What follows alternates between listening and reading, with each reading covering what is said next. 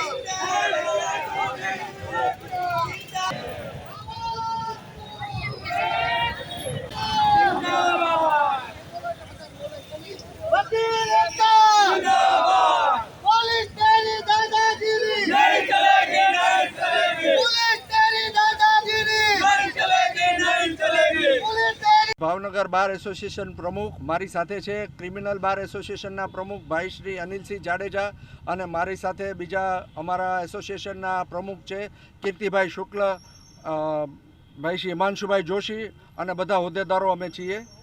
ભાવનગરમાં અમારા વકીલ એડવોકેટ શ્રી પીપી જાડેજા ઉપર હુમલો, એમના સન મિત્રાજસિંહ જાડેજા ઉપર હુમલો કરવામાં આવ્યો હતો અને જે બાબતની ફરિયાદ 8 કલાક મોડી પોલીસ દ્વારા લેવામાં આવી હતી અને એ ફરિયાદના અનુસંધાને કાઉન્ટર કમ્પ્લેન તરીકે પોલીસે 4 વકીલોને લૂંટની ખોટી ફરિયાદમાં સામેલ કરવામાં આવ્યા છે, જેના અનુસંધાને આજે ભાવનગર બાર એસોસિએશન તથા બધા એસોસિએશનોની એક સંયુક્ત મિટિંગ કરવામાં આવી હતી અને એ મિટિંગમાં અમે તાત્કાલિક અસરથી નિર્ણય કર્યો કે અમારે આઈજી સાહેબને રજૂઆત કરવા આવી, એટલે ભાવનગરના પ્રેક્ટિસ કરતા તમામ વકીલો અત્યારે આઈજી ઓફિસે આવ્યા હતા અને આઈજી સાહેબે અત્યારે તાત્કાલિક અસરથી આ ફરિયાદ પોતાની પાસે મંગાવી લીધી છે અને યોગ્ય રીતે તપાસ કરી અને ન્યાય કરવામાં આવશે એવી બાંહેધરી આપી છે।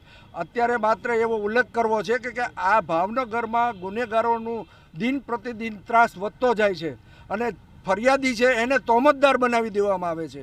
આ જે પરિસ્થિતિ ઊભી થઈ છે એ સમાજ માટે ખરાબ ચિહ્નો છે। હાલમાં અનેક જગ્યાએ આવા બનાવો બને છે કે જેમાં પોલીસ ફરિયાદ લેતી નથી અને જે પોલીસ ફરિયાદ લે છે ત્યારે એવા વ્યક્તિઓની ફરિયાદ લેવાય છે કે જ્યાં પોલીસનું સેટિંગ ચાલતું હોય। એટલે આ સંજોગોમાં ભાવનગરમાં કાયદો અને વ્યવસ્થાની પરિસ્થિતિ કથળી ગઈ છે એવું મારું સ્પષ્ટપણે માનવું છે। આભાર। ભાવનગર શહેરના ગંગાજળી પોલીસ સ્ટેશન વિસ્તારમાં 2 ક્રોસ કમ્પ્લેન દાખલ થઈ હતી, જેમાં કેટલાક વકીલ મિત્રોની વિરુદ્ધમાં લૂંટનો બનાવ દાખલ કરવામાં આવ્યો છે। બાર એસોસિએશનના પ્રમુખ અને તેમના એસોસિએશનના સભ્યોને મળવા આવેલા અને તેમણે અમને રજૂઆત પણ કરેલી હતી કે આ પુરાવા વગર દાખલ કરેલો બનાવ છે, જો કોઈ એવી પુરાવા મળે તો અમને ના નથી પાડતા, પણ આવો બનાવ બનેલો નથી પાડતા, તપાસ કરશે એવી અમે રજૂઆત કરેલી છે। આ રજૂઆતના સંદર્ભે આ બંને ગુનાની તપાસ આજ રોજ આઈજી ઓફિસમાં હૃદય પીઆઈને આપવામાં આવી છે અને મારા સુપરવિઝનમાં તપાસ છે। સાહેબ, અમે તો બંને પક્ષે લૂંટ દાખલ કરવામાં આવી છે। આ બંને પક્ષે લૂંટ દાખલ કરવામાં આવી છે। વકીલ એસોસિએશનની રજૂઆત એ હતી કે જો પુરાવા હોય તો આગળ કાર્યવાહી કરશો, પણ વગર પુરાવાની કોઈ પણ આ પ્રકારની કાર્યવાહી ના થાય એટલું આપ ધ્યાન રાખશો। સિનિયર અધિકારી તરીકે એમની મારી પર વિશ્વાસ પણ વ્યક્ત કર્યો છે અને એમને તમામ પુરાવા એકઠા કરીને પછી જ આગળની કાર્યવાહી